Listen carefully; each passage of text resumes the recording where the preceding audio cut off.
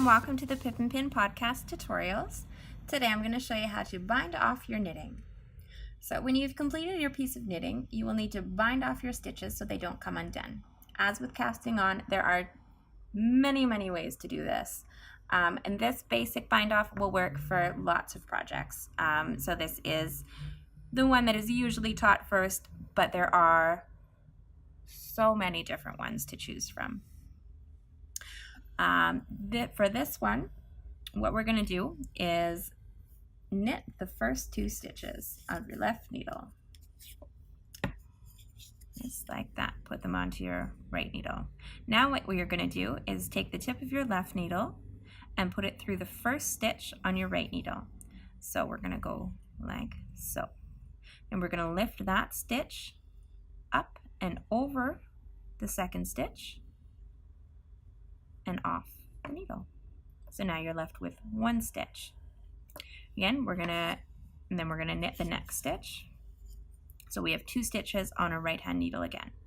We're gonna take the tip of our left needle, put it through that first stitch and pull it up, over and off. One more time, we're gonna knit the next stitch.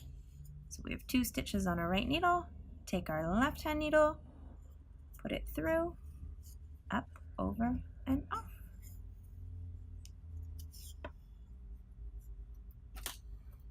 Okay, and now we're going to just do it to the very end. Or actually, I'll show you how to do purl too, because if you're binding off, you usually want to bind off in pattern. And so that means if this is a knit stitch, then I'm going to bind off knitwise. If the next stitch was a purl stitch, then you would bind off purlwise. So what that means is you'd bring your yarn to the front. Just pretend this is a row of purl stitches. We're going to purl our next stitch. Keep your yarn in front. Up, over, and off. And then purl the next stitch. Same thing, we're going through that first stitch and pulling it up, over, and off.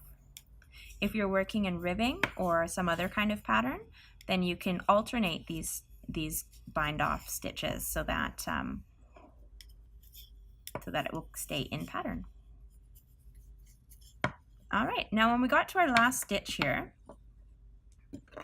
what we are going to do is just cut our yarn. We want to leave a nice generous tail, just like we did when we were casting on, so it makes it easy to pull off. There's 2 ways that you can do this, and it really just depends on your preference.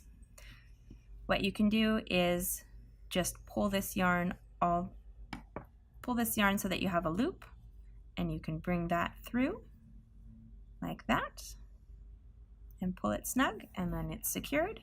Or just depending on your fabric and what you can do, here's your loop that was on your right needle.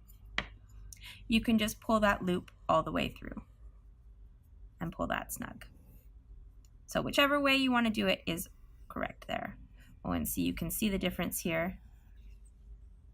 Here's our knit stitches, and here's our purl stitches. You can see the purl bumps there. That's about it. Thank you so much for watching this tutorial. For more knitting tutorials, be sure to check out the Pip and Pin podcast on YouTube. Thank you so much.